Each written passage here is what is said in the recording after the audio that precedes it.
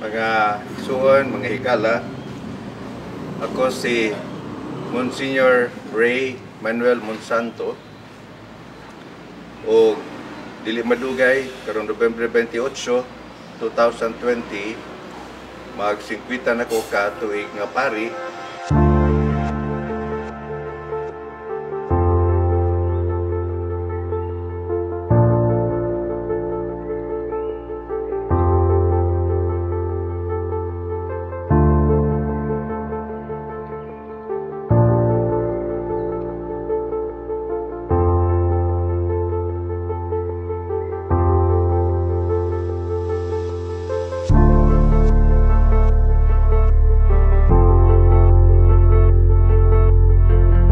Last November 28 po, 1970, giordinahan mi nga mga pari, mga seminarista, mga deacons from all over Southeast Asia, mga more than 180 of us. Giordinahan mi sa Santo Papa, si Pope Paul VI, na karon santos na, si Saint Paul VI, dito sa Luneta. Sa pag-agi niya dinhi, I think he was on his way to Australia, o ganyan moto nga unang pagbisita din sa usa ka Santo Papa din sa Pilipinas, na grasyahan mi nga kami mo'y naordinahan. So 50 na katuig karong Mayo 28. November 28.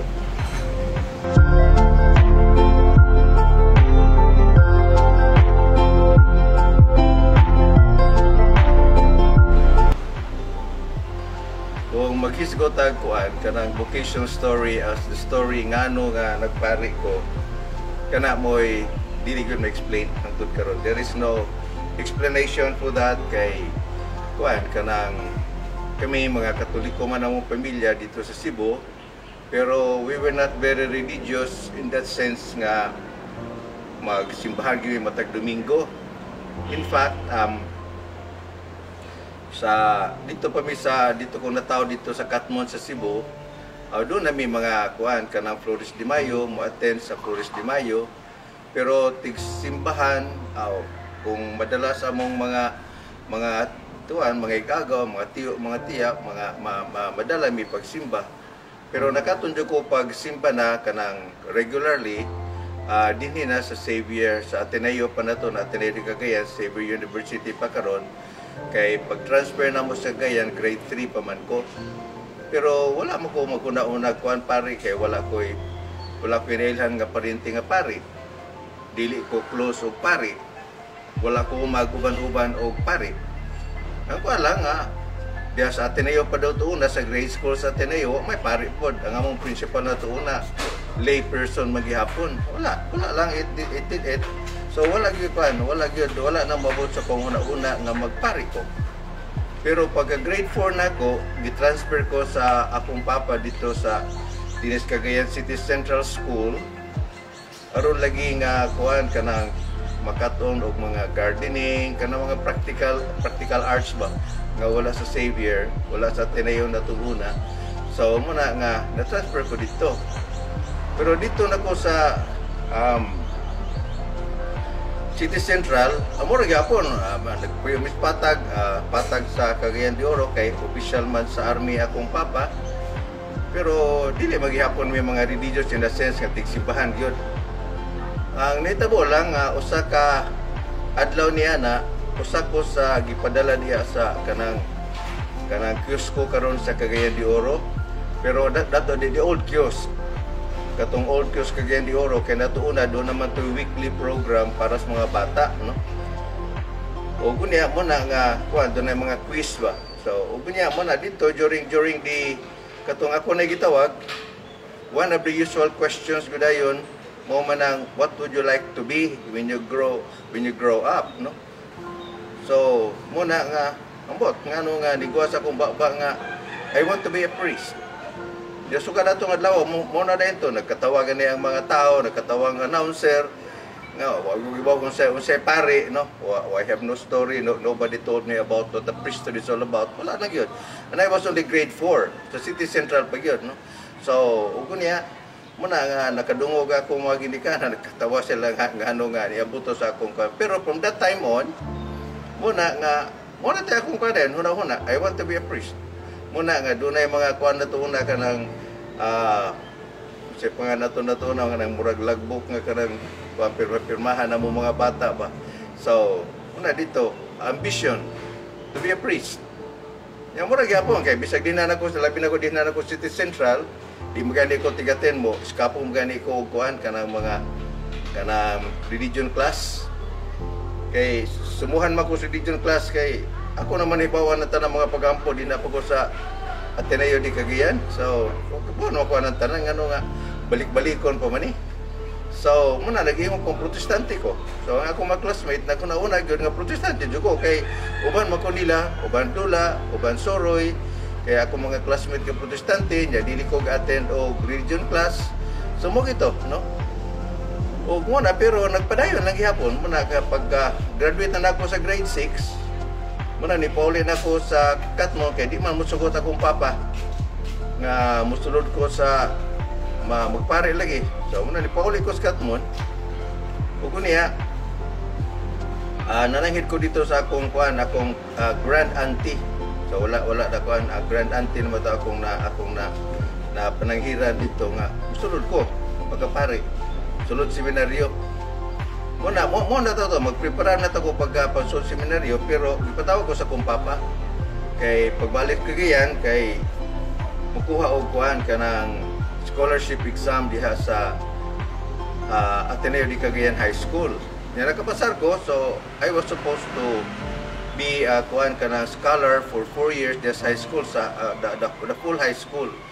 Muna nabutang ko sa Section A sa Ateneo. So, muna na, pero muna gihapon, nagpadayon gihapon to nga, I want to be a priest, nya, naibaw din ang akong mga, kuano kato, mga regents na tuhuna sa Ateneo, labi na to si Father Angel Antonio, kay siya may among moderator sa Section A sa first year. Muna nga, abi na ko, tanang mga pare na to na Jesuit, bago doon na ba yung diocese na, nya, wako siya ksultuhan, ingon siya nga, ang among dawaton kada mga high school graduate.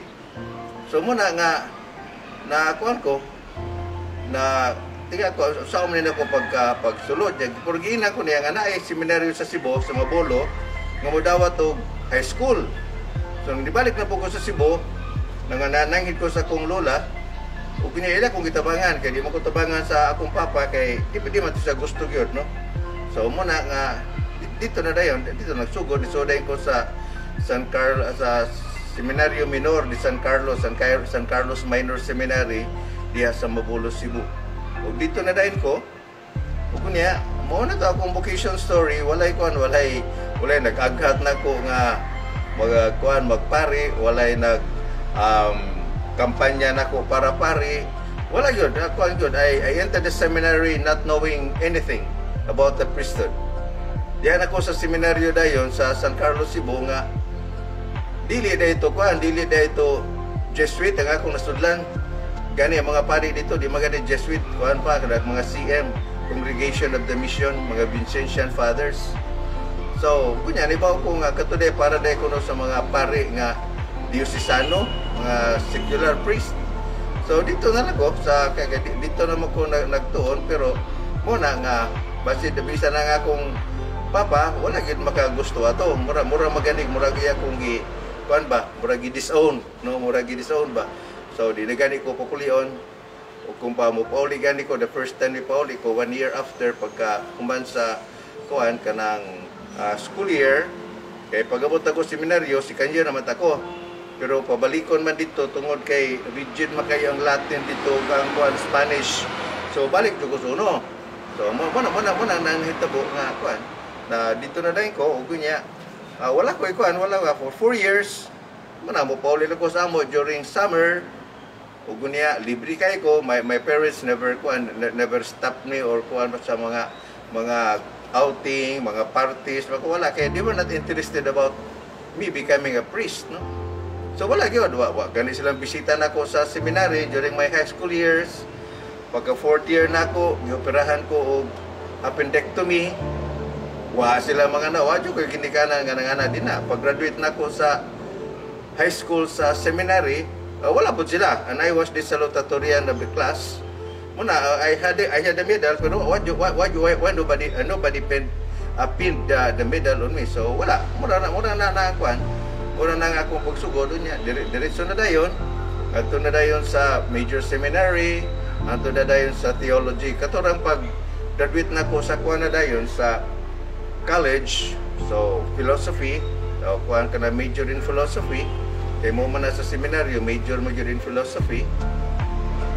Mo na nga kuan, niya na akong papa o akong mama kay ako man ang gold medalist.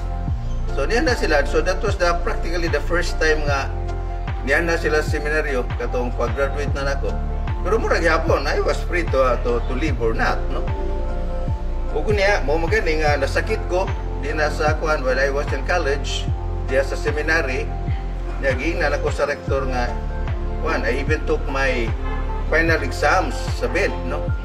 Kay dili makupa ko ano na for the last month of the school year, di na makupa eskwelahon kay hard makuno to nga akong kuan problema. So, muna nga, wala na. I took my exams in bed, and ginan ko, sige, makapauli ka na. If you will not get any better, don't come back.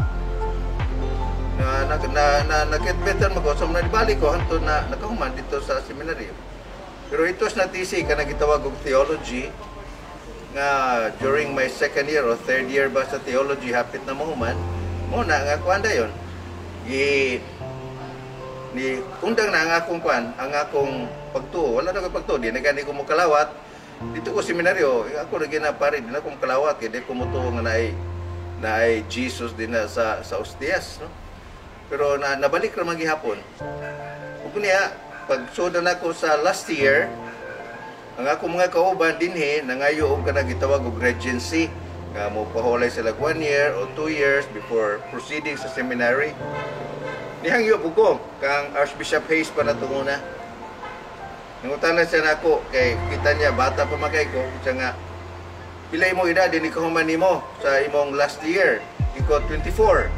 So you go back to the seminary, ang imong niyang regency will be after the seminary life. After ko mag-graduate seminary. So mo rin to, hangtod nga, imbis pag 40 na mo, niabot ang Santo Papa, si Pope Paul VI, no? Nagingnan mi nga tanan mga graduating, ordinahan pagkapare dito sa Luneta. Diyan na ito ko. So, kaya ginam ko sa ni Archbishop Hayes, if you want to accompany you want to join your classmates, you can join. So, mo na pare ko, sa November 28, 1970, pagani ni St. Paul VI na karon.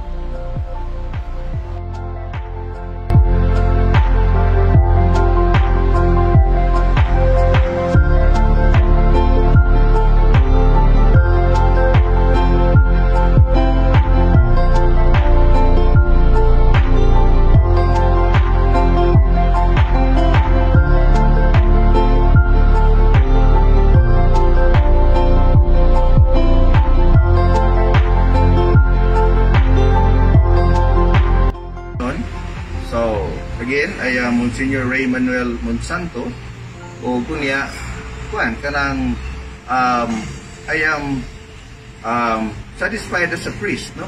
Happy magadi, no? So kay kuan mo blessed daghang kay mga blessings niabot despite of all the trials. There were trials along the way nga kuan layan ka na sa imong trabaho pagkapari, pero wala jud mag-regret nga ngano mo kuan ko. So muna nga ako, kung inyo kong pangutanon, unsay akong tanaw ani, para nako my priesthood, my vocation, my priesthood is all love, grace, and mercy from God. In spite of the fact that I am unworthy, God chose me and God has kept me. Although I am not the best priest that you can ever find, but God has kept me in the vocation and the priesthood for 50 years. Unang ako is only just thanksgiving for the love, mercy, and grace of God.